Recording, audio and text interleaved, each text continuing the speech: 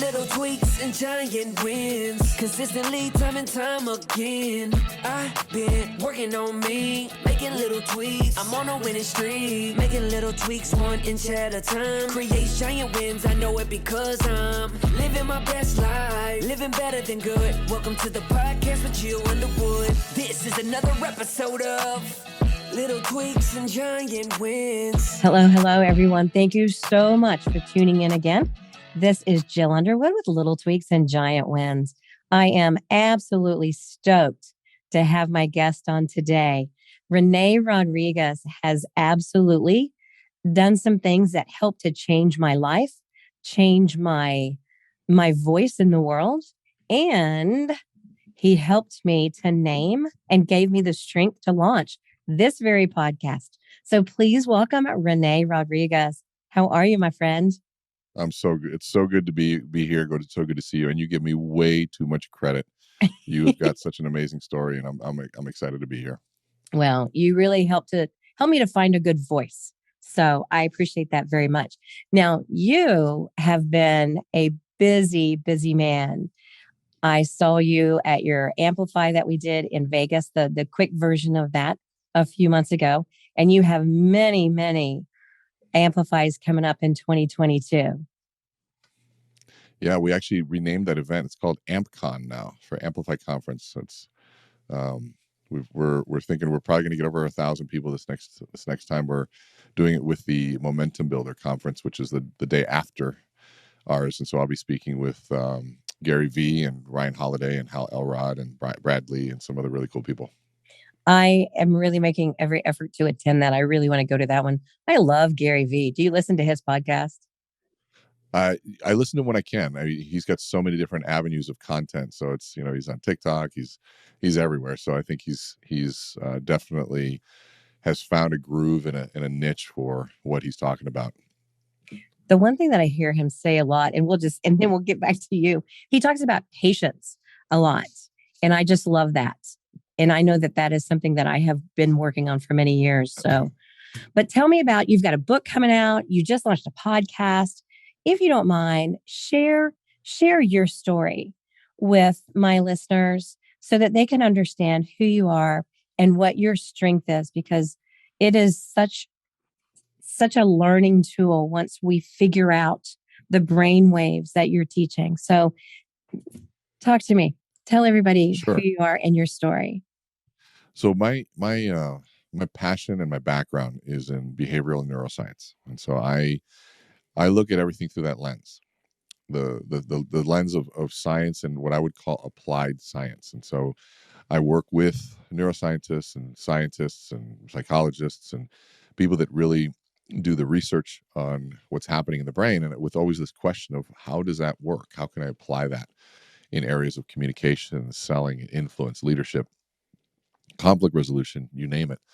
And so everything that I'm talking about, everything I do, I run through sort of that filter, because I think it's one, when you've been doing this long enough. I've been doing this in this world for almost 27 years, actually over 27 years now.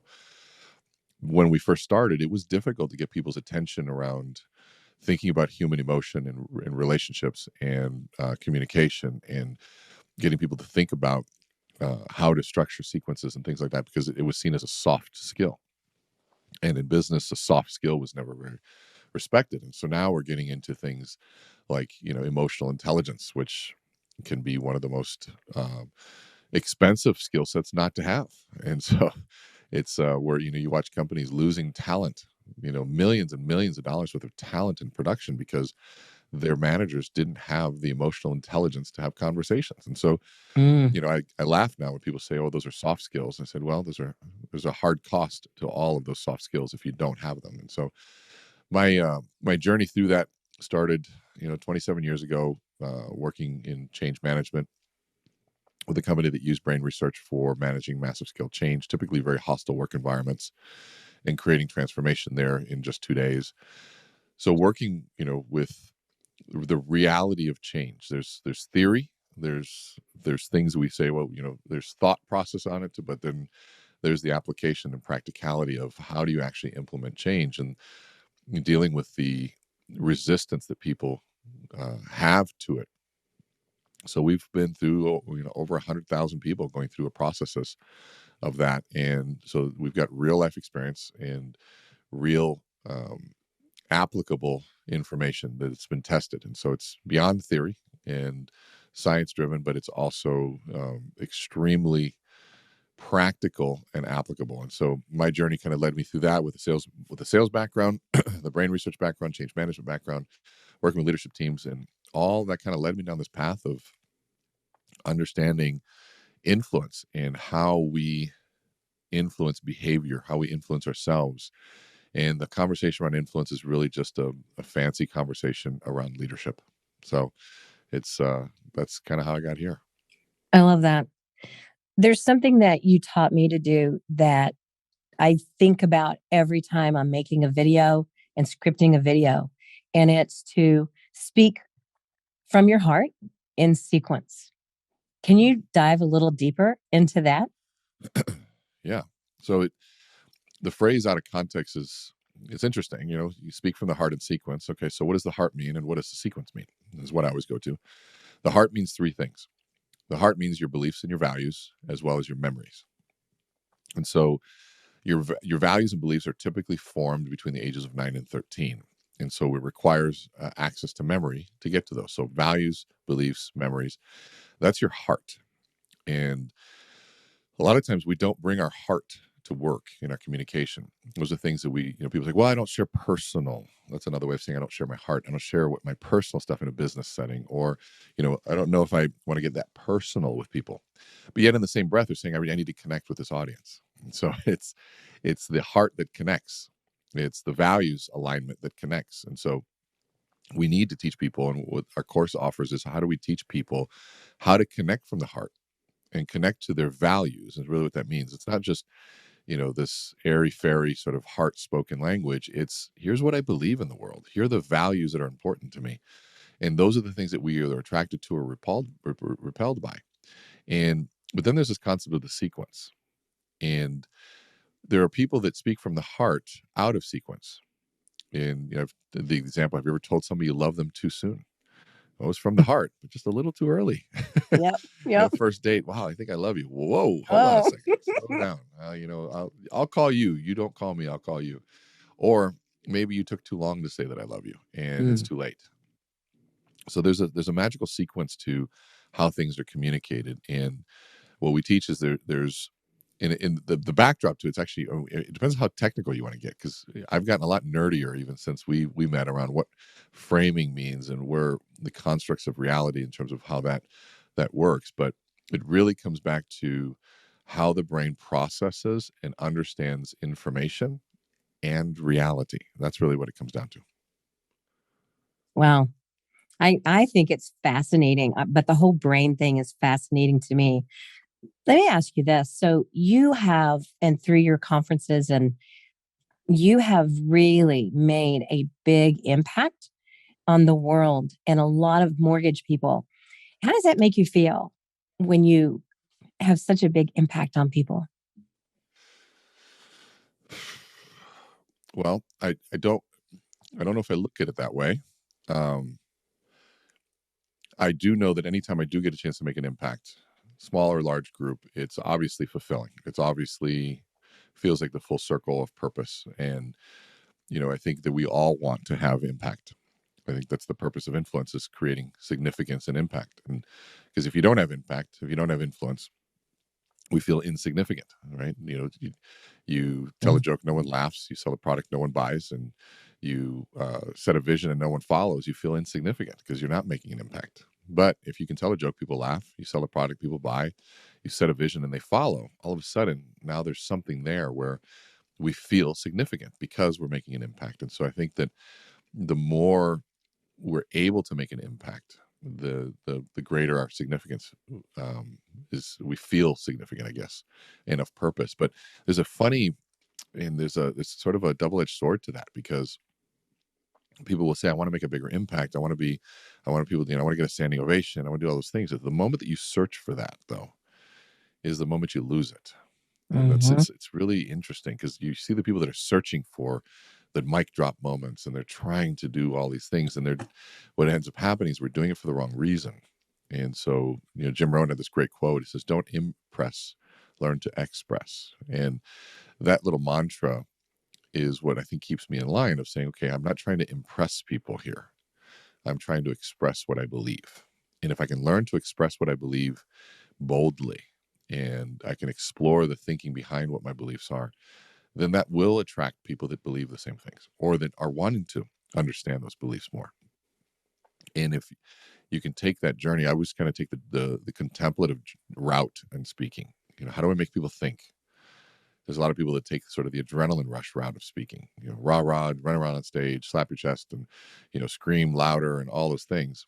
But the adrenaline rush is a temporary thing. It's not something that lasts. Just scientifically, it doesn't last. Our body's in search for homeostasis all the time, and you knock that off and I'm starting to yell and scream. It's great. I feel great. It's like a drug. But then I leave the room and I go back and my body starts to regulate again.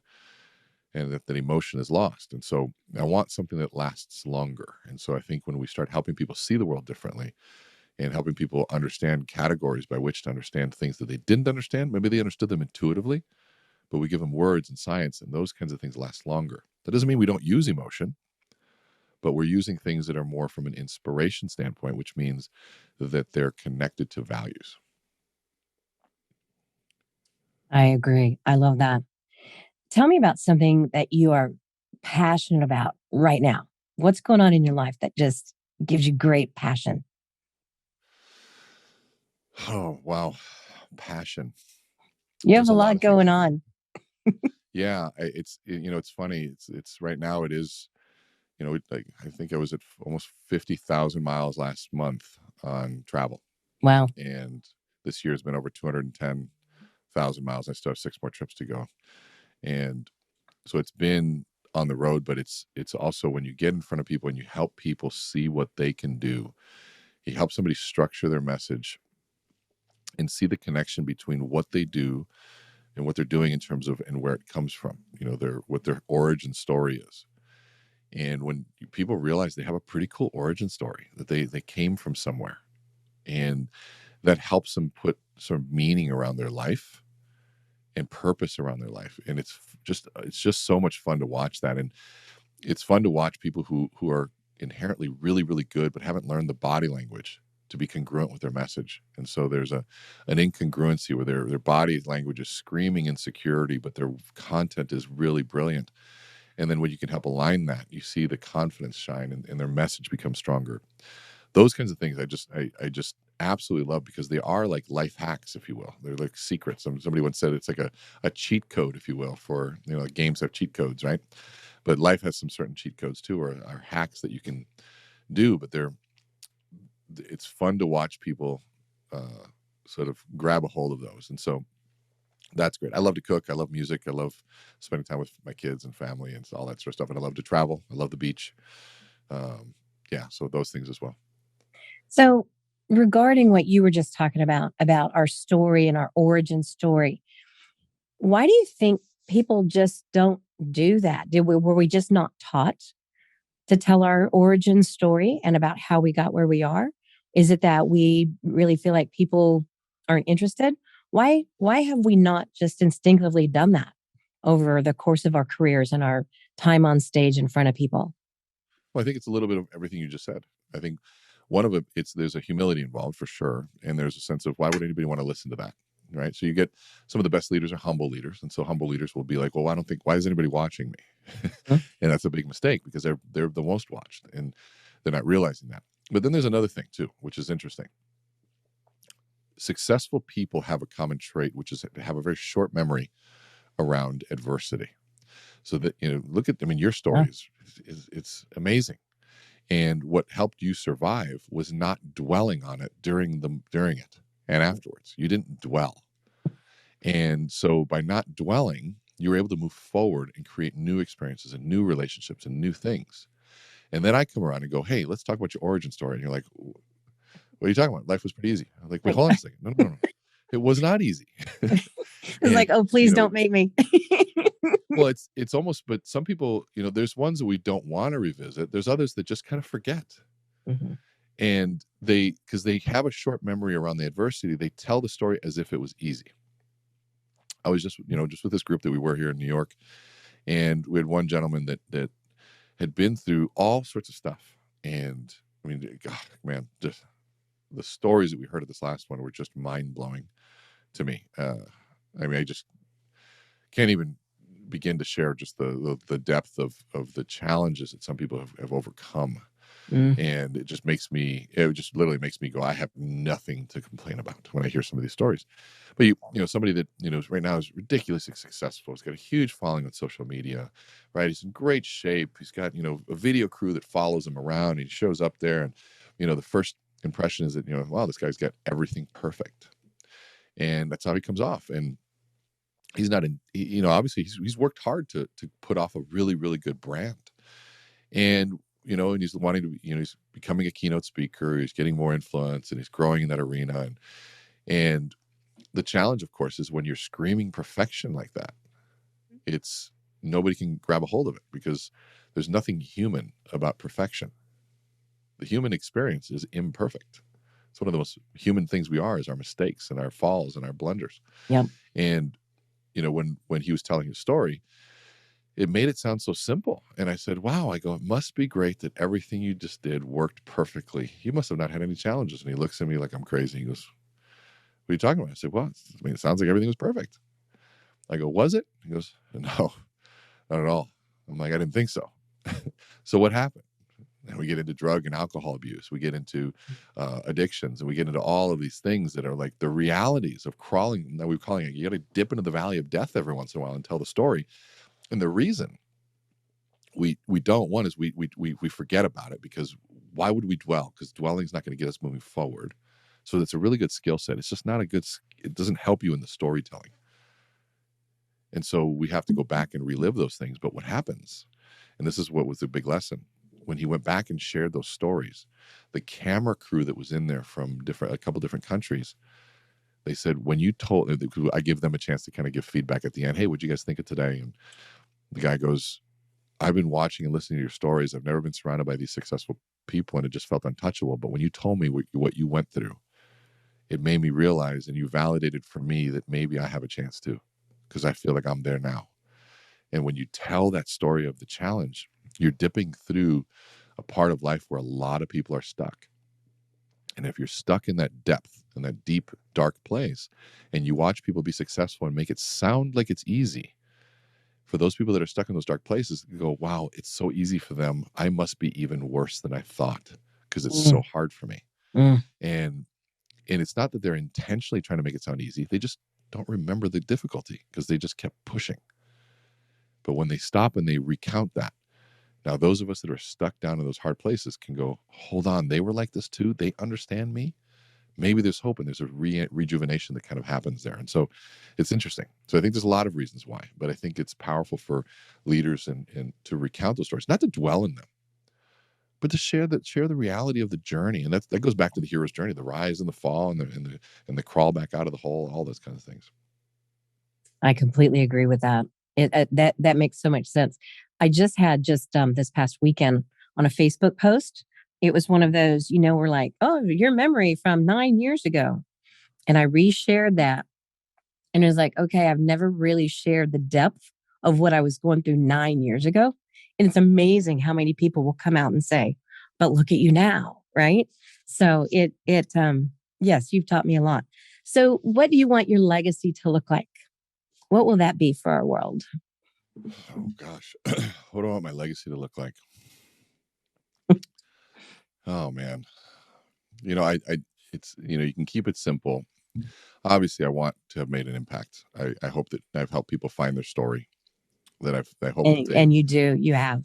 I love it. Well, I appreciate that. I hope that they feel better around me. I hope that they feel that they can accomplish more, and maybe that I help them realize that they can do more than they realized. I hope that maybe I was a good father, and yeah, keep it simple. I love it. Tell me about your new book that's coming out. I tried to order it. I thought it was out already. Well, it's in pre-order. It launches on the 26th. And so we're actually, prior to our call, we were on our our strategy call for pre-orders, because we're on track for Wall Street Journal, possibly USA Today bestseller, and those happen through pre-orders, which is a really fascinating process. And so, yeah, you can buy amplifybook.com, or you can go to meetrenee.com and click on the book there. But it's the book follows the journey of the Amplify workshop and the Amplify session. We did 33 Amplifies this year, which is wild. I love that. All of them sold out. It was just crazy. It's just fun, amazing stories, just to be able to work with such incredible people. And the book is really about how to lead and communicate using applied neuroscience in the sequence of the Amplify formula, frame, message, tie down. And we go into detail behind all of it. We go into detail around leadership, and to go into detail around storytelling and signature stories. And we really try to outline in depth all of the elements that go into the process, so you can look at it as a manual and as a reference guide, and also as a book to help you understand leadership at a different level. And so Wiley Publications, or Wiley Book Publishers, picked up the book. They're the largest business book publisher in the world, and so it's fun to have sort of that kind of force behind the idea, and that they believed in it. And yeah, April 26th is when it comes out, but any and all pre-orders is definitely welcome, and bulk orders too. We got some cool things we're doing for people to buy more than 20 books. There's a webinar that you get access to, and if you buy 75, we'll do a 20 to 30 minute coaching session, Q&A, plus the webinar. And those who want to buy more, a lot of our clients are buying them for their referral partners and clients and employees as well. That would be it. That would be an excellent gift. I completely agree. That's great thought. So in all of your 27 years of your growth and your teaching and your the wild success of your Amplify events, has this success changed you?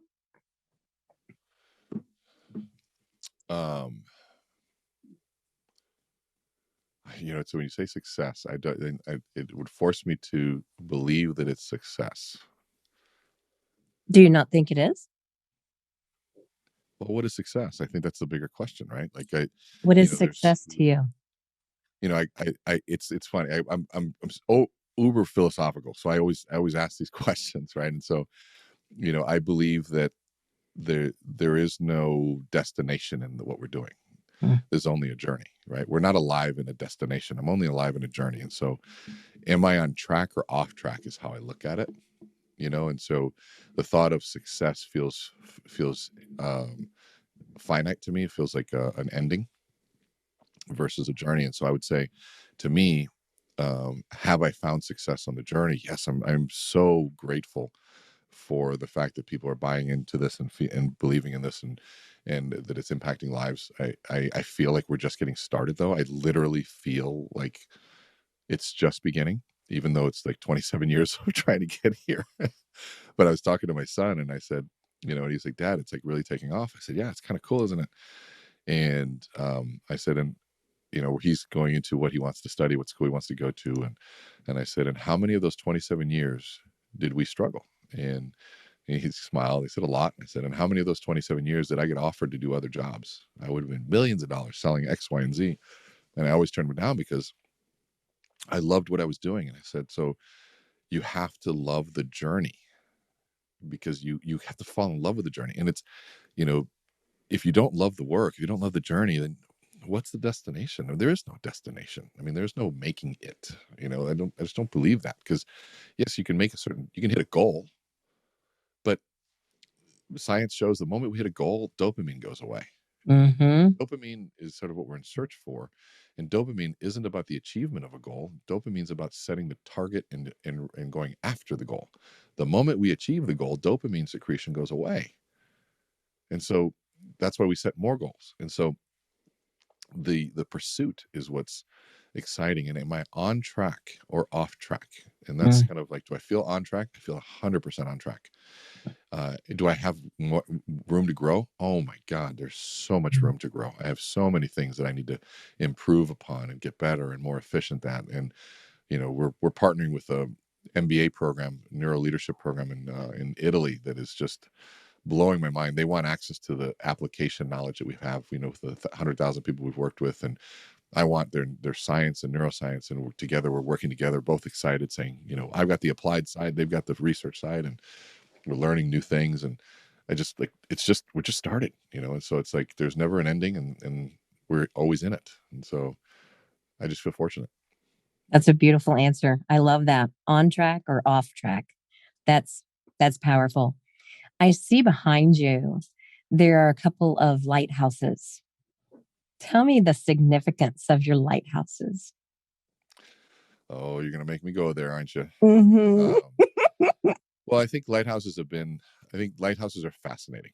They are. They are magnificent. They are beautiful. If you've ever been to one, they're so beautiful to look at from a distance. If you ever go up to one, they're majestic, and they're huge, and they're scary because they're usually on the edge of water, and there's windy and it's dangerous. But there's something powerful in how they stand there, and they stand tall in a storm and bright. And they're beautiful. And usually, you never see a lighthouse keeper, though. And you've never met one. You never get a chance to meet a lighthouse keeper. The reason is because they don't work when it's sunny out. They work when everyone else runs and hides. And so the philosophy of a lighthouse keeper has always been the most fascinating to me, is everybody's running and hiding and seeking shelter. And they're saying, well, I got to go turn the light on. I got to go shine. And they don't hold a philosophy of saying, well, I'll shine my light when I see them shine their light. They shine unconditionally. They don't sit around and wait for gratitude and thanks, because most of the boats that they help that are lost at sea just keep going. And so they don't do it for the thank you. They don't do it for the gratitude. They do it out of purpose. And that's just what they do.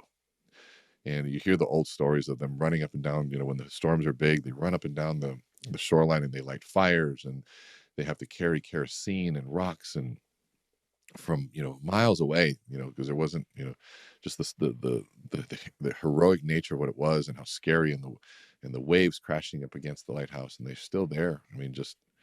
It's a beautiful story. And I think that the metaphor applies to life. And for us, the lighthouse signifies our values, and our values are what guide us during the darkest times.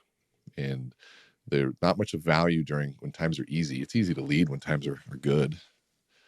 But what's guiding us when times are tough, and people aren't buying, and people are being cruel and mean, and they're testing our will and who we are.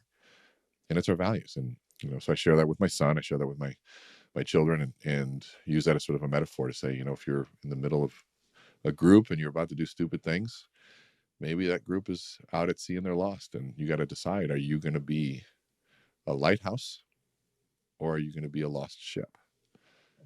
And that's sort of I think that's the proverbial question that we all have to wrestle with, even as adults. I just think that is such a great analogy, and I love it. So thank you so much for sharing that. One final question for you. What's your favorite color? Well, as you know, I was born in Miami and moved to Minnesota when I was 7 years old, and lived half-time Miami, half-time Minnesota till I was about 15 or 16 years old, and never felt at home.